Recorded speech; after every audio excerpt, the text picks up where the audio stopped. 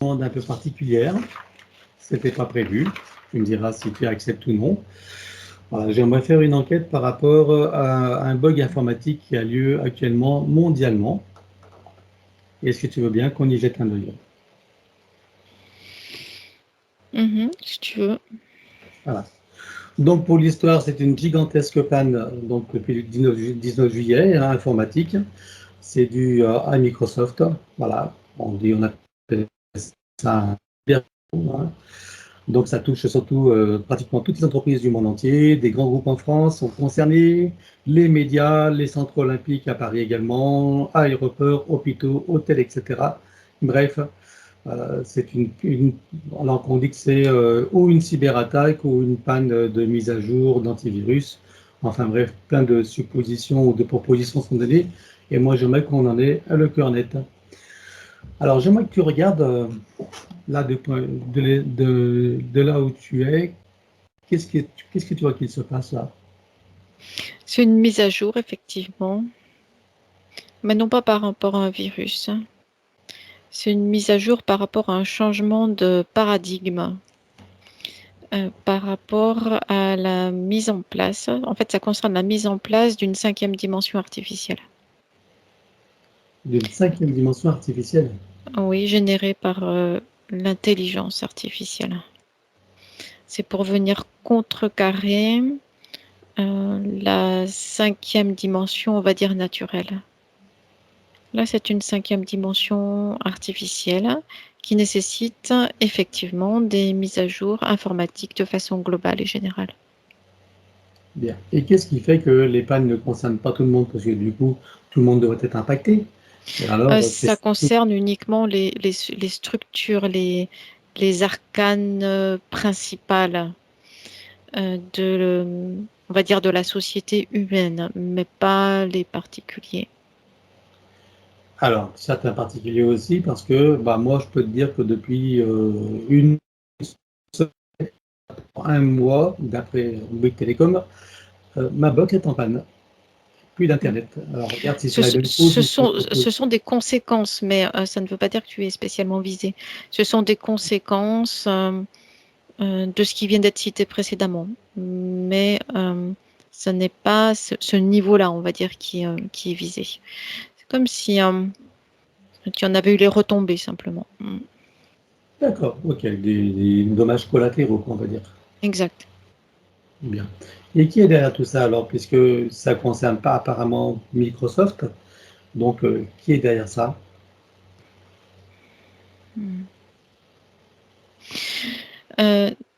Vraiment en arrière-plan, c'est des entités de la 4e dimension qui sont chargées du maintien à tout prix de la structure de la matrice artificielle terrestre.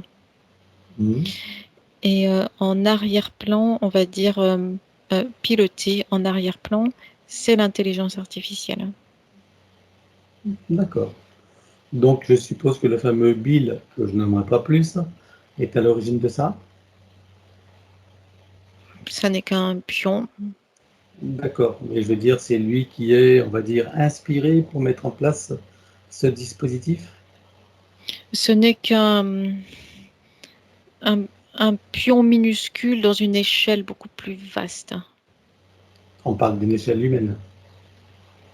Mais ça va bien au-delà de l'échelle humaine. Mais je veux dire, sur le plan humain, c'est lui ou tu vois encore d'autres plus, peut-être même moins C'est connus? comme s'il lui prenait pour les autres en quelque sorte. C'est-à-dire que c'est toute une armée presque qui œuvre pour mettre en place tous ces dispositifs-là.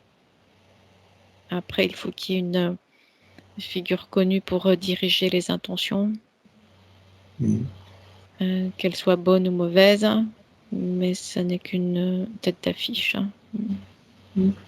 Et tous ces humains qui mettent en place ces dispositifs, puisque ça passe forcément pour les humains, pour la 3D, qu'est-ce qu'ils croient faire quand ils font ça eux-mêmes? Ils savent que c'est pour une mise en place d'une Ils 5e ne D. pensent rien, ce sont des portails organiques. Ah, d'accord. Tout comme ce Bill? Exact. Bien, ok. Et comment est-ce que l'intelligence artificielle compte créer une 5e dimension artificielle? C'est créer une nouvelle simulation. Le plus compréhensible, ça serait la comparaison avec le film Matrix, avec la mise en place d'une simulation artificielle qui a besoin de mise à jour régulière, simplement. D'accord. Et une fois installé, comment est-ce que ça impacterait l'humanité? Ça vient changer les perceptions. Dans quel sens? Dans le sens d'ordre, mais d'ordre par rapport à tout ce niveau dispositif-là. C'est un petit peu le même principe que quand tu passes de Windows 7 à 8, à 9, à 10, à 11, 12, etc. Toutes les applications s'adaptent, évoluent elles aussi, si on peut faire l'analogie avec que les humains soient des applications dans cette simulation. Soit ils s'adaptent, soit ils meurent. Ils sont game over, repartis, réinitialisés pour un autre tour de piste, en quelque sorte. D'accord. Et ceux donc qui ne s'adaptent pas et qui meurent, de quelle manière ils mourraient alors? Ça peut être soit une mort physique, mais ça peut être aussi une mort spirituelle. Ça peut être simplement le fait de se laisser glisser dans des basses fréquences, avec cette sensation de ne plus faire partie ni de la société, ni du monde des humains. D'accord. Mais qu'est-ce qui provoquerait cette Il y a situation? des décrochages en fait qui se passent de plus en plus au niveau des consciences humaines par rapport à ce phénomène-là. Des décrochages mentaux, émotionnels, avec cette sensation d'être isolé, seul, incompris, et de ne plus faire partie ni de ce monde-là, ni de cette société-là, ni même de ces autres humains-là. Et pour ceux qui se seront adaptés à cette 5e dimension artificielle, qu'est-ce qu'il adviendra pour eux? Qu'est-ce qu'ils deviennent? Comment ça se manifeste dans leur vie? Ils ont perdu ou perdront, ou sont en train de le perdre, une partie de leur humanité, de leur essence divine. C'est comme s'ils étaient plus formatés, plus robotisés. Mais ça se fait en douceur, sans qu'ils s'en aperçoivent. Et oui. Donc là, c'est ce qu'ils sont en train de faire en ce moment. Bien. Et bien sûr, comme nous savons qu'il y a toujours une solution pour l'humain, l'humain éclairé, quelle est la solution pour l'humain éclairé pour échapper à tout ça et continuer à vivre à l'aise dans ce monde?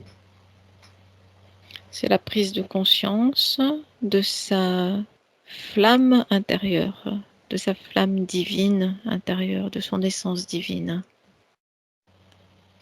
qui permet de contempler de l'extérieur toutes ces situations-là et de les vivre en tant qu'expérience, sans s'y laisser couler dedans, mais sans s'en détacher complètement non plus.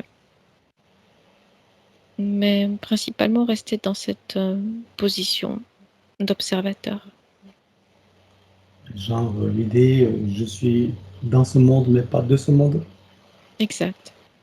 tout en y participant sans en être impacté, et en trouvant pleinement connecté à toutes ces parties, toutes les ressources intérieures pour vivre à l'aise à sa façon dans ce monde en chaos. Oui. Avec ses guidances intérieures, des synchronicités et des ressources illimitées. Oui, c'est ça. Voilà, c'est important de le savoir, que ce soit conscientisé, ça permet la connaissance de faire des choix, en tout cas de savoir. Bien. Alors on va passer au désincarné. Il a nommé donc Claudette, celle qui était sa tante maternelle, enfin la tante maternelle de sa maman. Voilà, pour être plus précis. J'aimerais savoir sur quel plan tu la vois et dans quelle situation. Elle est dans le moyen astral. dans une sorte de zone de repos. Elle a cette conscience que c'est temporaire, hein, et qu'elle devra partir de là. Et c'est comme si elle s'y raccrochait à cette zone parce qu'elle ne sait pas ce qui l'attend après. Bien. On regarde son ADN éthérique, confirme-moi qu'il s'agisse bien d'elle. Oui, c'est elle. Tu peux communiquer avec elle? Oui. Alors tu t'approches d'elle, tu lui montres qui nous sommes, pourquoi nous sommes là, quelles sont nos fonctions, et surtout qui nous envoie, et demande-lui si elle veut que nous l'aidions. Oui. Alors on la connecte directement à la source pour faire descendre information originelle, énergie, conscience, puissance créatrice et amour, touché en plein cœur et dans sa conscience. Que se passe-t-il pour elle à présent? Une montée en fréquence haute, puissante, soudaine. Ça vient la pousser en fait hors de cette zone-là, au-dessus. Elle la contemple de au-dessus maintenant. Elle se sent bien là. Elle se demande même pourquoi elle ne l'a pas fait avant. Alors demandez ce qu'elle veut faire maintenant. Est-ce qu'elle veut remonter à la source ou continuer son chemin en toute sécurité, souveraineté, liberté et plaisir? Remonter à la source.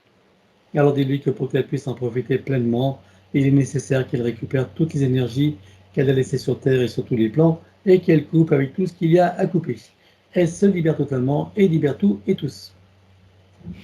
Oui. Et avant de remonter, est-ce qu'elle veut s'exprimer envers Valentin et Valérie? Elle envoie une onde de remerciement et de reconnaissance à tous les deux. Et à tous ceux qu'elle a aimés, évidemment. Oui, cette onde d'amour, elle la déploie aussi auprès de toutes les autres consciences qu'elle a connues sur le plan 3D, sur les autres plans traversés aussi. Il y a des choses particulières qu'elle aimerait exprimer pendant qu'elle en a l'occasion. Que l'expérience humaine en 3D n'est qu'une partie d'une expérience beaucoup plus grande, même au sein de cet espace terrestre. Il y a beaucoup d'espace à découvrir, à apprécier. Ne pas se laisser aveugler par les apparences. L'expérience de la vie ne se limite pas à la 3D. Elle est en fait multidimensionnelle. C'est ce qu'elle perçoit là maintenant, ce qu'elle n'avait pas perçu quand elle était incarnée en 3D. Et qu'elle perçoit également que les consciences humaines incarnées en 3D ne perçoivent pas. Elles se sentent comme enfermées et bridées. Mais de la zone où elle se trouve là maintenant, elle perçoit pleinement cette multidimensionnalité. C'est-à-dire qu'il n'y a pas l'expérience enfermée dans un corps en 3D, puis dans un autre état que l'on appelle le monde de la mort.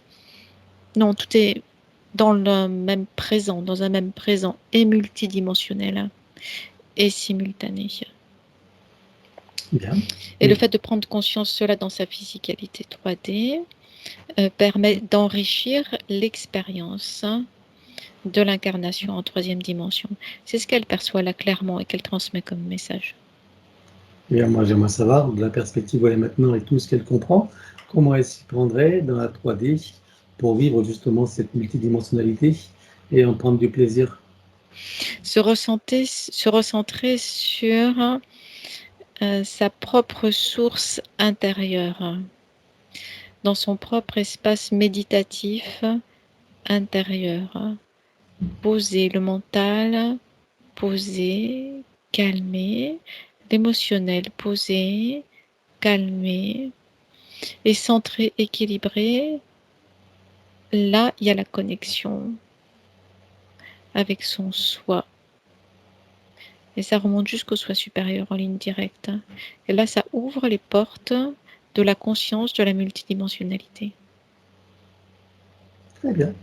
Eh bien, on va la remercier. Et avant cela, demande-lui si elle veut bien envoyer dans la lignée paternelle et maternelle de Valentin des énergies et des informations pour que chacune des âmes désincarnées puisse avoir la même opportunité qu'elle.